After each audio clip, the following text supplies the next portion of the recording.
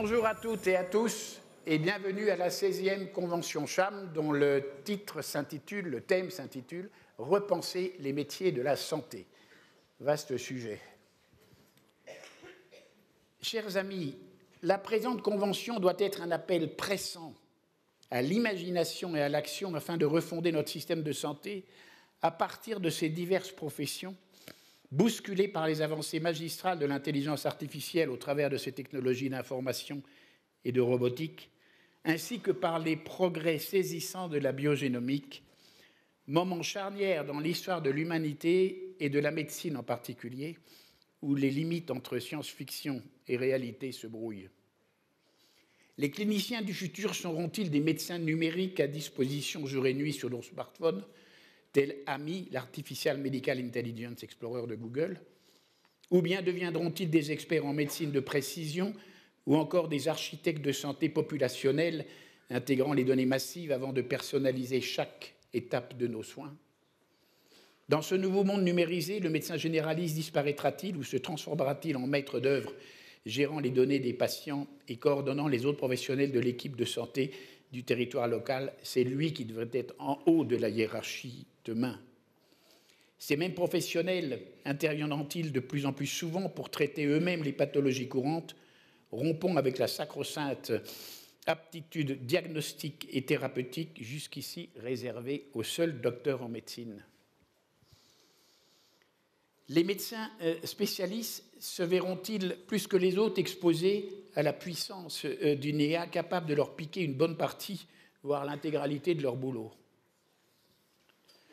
Dans la prise de décision ultra personnalisée des traitements qui lui seront proposés, comme dans la transparence de leurs résultats et de leurs coûts, le patient de mieux en mieux informé deviendra-t-il le CEO de sa propre santé physique et mentale?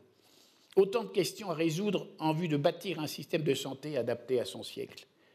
En même temps que se développent les technologies numériques les plus pointues, les métiers de proximité seront de plus en plus recherchés, tant dans les entreprises, dans les administrations, que dans les lieux de sport, mais surtout à domicile, dans la maison, la ferme, l'appartement, dans l'EHPAD et jusque dans la rue.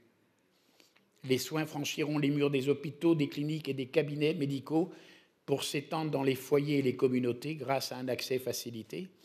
Les infirmières, les infirmiers et leurs collègues en pratique avancée deviendront les héros de cette mutation, assurant des soins personnalisés ainsi que le suivi des pathologies graves et chroniques au plus près des patients dans leur environnement personnel. De son côté, la télémédecine, tant dénigrée sans raison, rapprochera chaque jour plus les patients et professionnels ainsi que les professionnels entre eux, ouvrant de nouvelles voies d'échange, répondant rapidement et humainement aux besoins quotidiens des malades.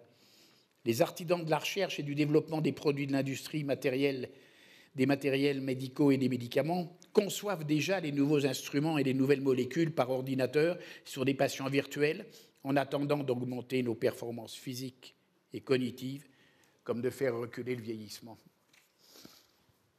Malheureusement, ces progrès technologiques et organisationnels ont leur revers, nous exposant à des risques majeurs. Que restera-t-il du secret médical dans le brassage incessant de toutes ces données concernant le patient? Que se passera-t-il en cas de panne informatique massive comme on en a déjà connu? Et enfin, le hacking deviendra-t-il la plaie quotidienne des établissements, des soignants et des patients eux-mêmes harcelés par des truands numériques leur faisant payer cher la rançon? Au préalable du soin, un autre défi sanitaire majeur nous attend, la prévention des maux qui nous assaillent. Prévention primaire qui n'est pas directement du ressort de la médecine, mais bien de la société tout entière, en pratiquant un mode de vie plus sain, appris dès l'école et en famille, concernant l'alimentation, l'activité physique, le bien-être psychique, la lutte contre les addictions, les pollutions diverses, la détection précoce des risques génétiques personnels et la sécurité au travail. Pour accompagner ces transformations, redéfinir la formation des professionnels de santé s'impose en jouant de la simulation et de l'immersion numérique dans le cadre de cursus plus courts, intégrant les dernières avancées scientifiques et technologiques, ainsi et peut-être avant tout que l'apprentissage de l'écoute et de la bienveillance qui se perd. Enfin, pour clore la liste, l'évaluation des pratiques professionnelles sera elle aussi à repenser intégralement, tant dans ses modalités que dans sa fréquence, Chaque professionnel devra disposer au moins une fois par an des résultats de son action par rapport à une moyenne nationale inexistante aujourd'hui. À un moment crucial pour nos finances publiques, comment accepter de continuer de payer à l'aveugle un nombre considérable d'actes inutiles, prescrits et effectués, générant des milliards d'euros en pure perte? Comme dirait l'autre, il y a du boulot, un sacré boulot à faire. La peur du changement exacerbé par les corporatismes ambiants freine le déploiement rapide de cette indispensable transformation à entreprendre. On se plaint de tout sans rien vouloir changer.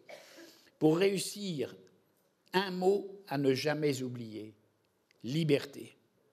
Liberté d'agir, laissant les professionnels s'organiser entre eux selon des modes d'action variés, dans des coopérations inédites, territoire par territoire.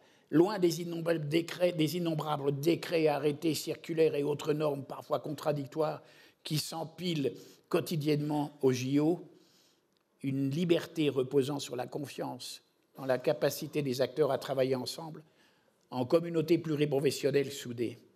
Alors, et alors seulement, fleuriront au beau milieu des déserts médicaux des milliers d'oasis de santé. Osons repousser les frontières de l'imaginable en impulsant une véritable politique de santé, de bien-être physique, psychique et social, accessible à chacun, sans jamais abandonner le plus âgé, le plus faible, le plus démuni, le plus seul d'entre nous. Je tenais à vous informer, en outre, qu'après 16 ans de bons et loyaux services à Cham, qui a rejoint Europa Group, fondé et présidé par Marc Doncieux, avec lequel je partage les mêmes valeurs, je vais passer le relais en souhaitant l'immortalité à la Convention et à toute sa belle équipe. J'accueille maintenant Fabien Brizard, directeur du CRAPS, le Cercle de recherche et d'analyse sur la protection sociale, pour assurer la présentation des débats. Voilà. Merci. Merci. Bonjour à tous. Merci.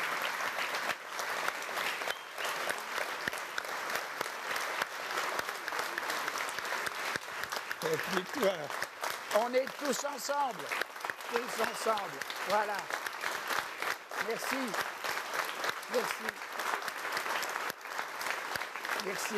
Merci beaucoup. On n'en peut plus. Merci. Voilà. Merci à vous.